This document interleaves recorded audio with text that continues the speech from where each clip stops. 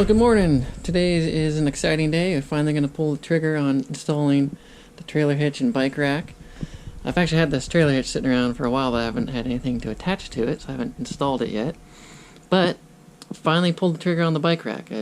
I did a mountain bike race the other day, and my kids were super excited about it, and they wanted to do it too, and the only way to get there is to put a bike rack on the car. So I finally pulled the trigger. We're going to get that installed today.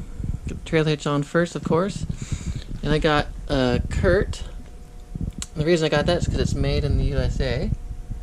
So that should be pretty straightforward. Only 4 bolts holding on.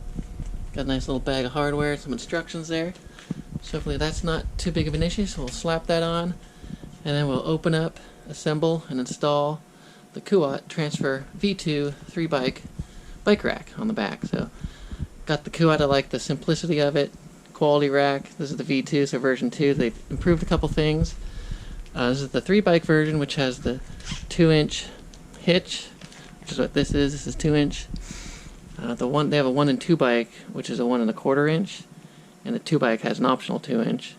The 3 bike it goes to the 2-inch, and I think they have a 4 bike too with it. That would be pretty huge. So yeah, pretty excited about today. Finally going to get that bike rack on. We're going to do some longer distance mountain bike rides.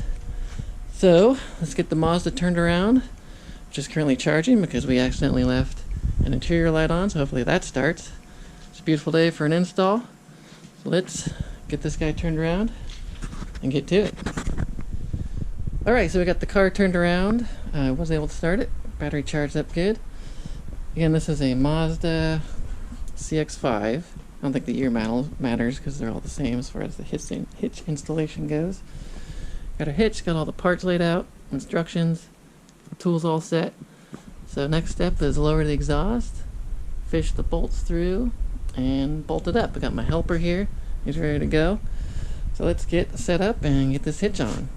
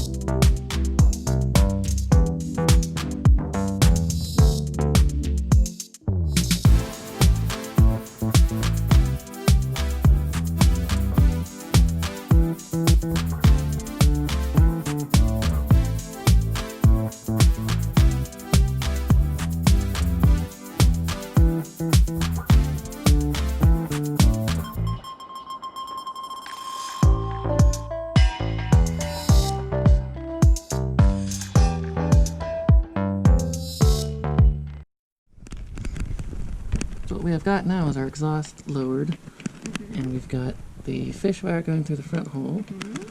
What we're going to do is put the bolt in the back here, because there's a weld nut on the inside of there, so we don't need a nut on the back. So we're going to put the hole through here, and then tilt this guy up, and then using the fish wire right here, we'll pull that fastener through this hole, and then we'll put the nut on this side. So hope you can get a good view of that.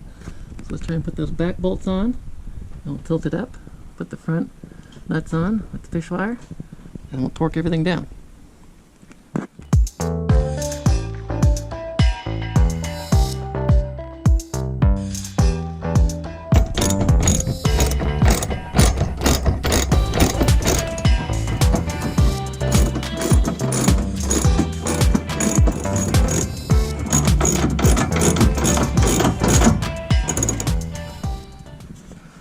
Here's the only kind of tricky part is you have to fish these bolts through the frame rails using the fish wire here, but if you follow the instructions it shouldn't be too big of a deal.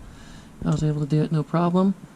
So what we got to do now is carefully get the nuts on this side and then torque everything up, and we're all set.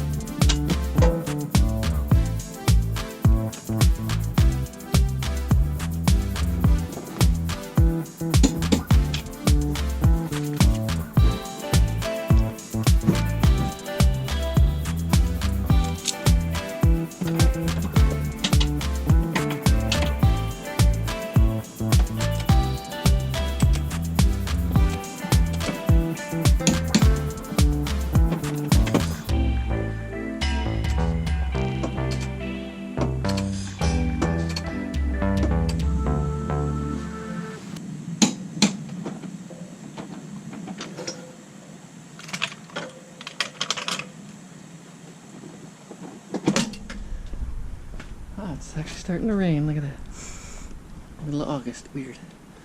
Alright, so we got it all torqued up. This one's strong. Yeah. Alright, so all I gotta do is hang the exhaust back up. Little hangers here. I have temporarily hung the jack just to take some stress off of it. So I'll hang up exhaust back on the hanger. And we are done with the hitch install. We can move on to getting the bike rack out. So that went off without a hitch. Ha ha ha. Trailer hitch installed on the Mazda.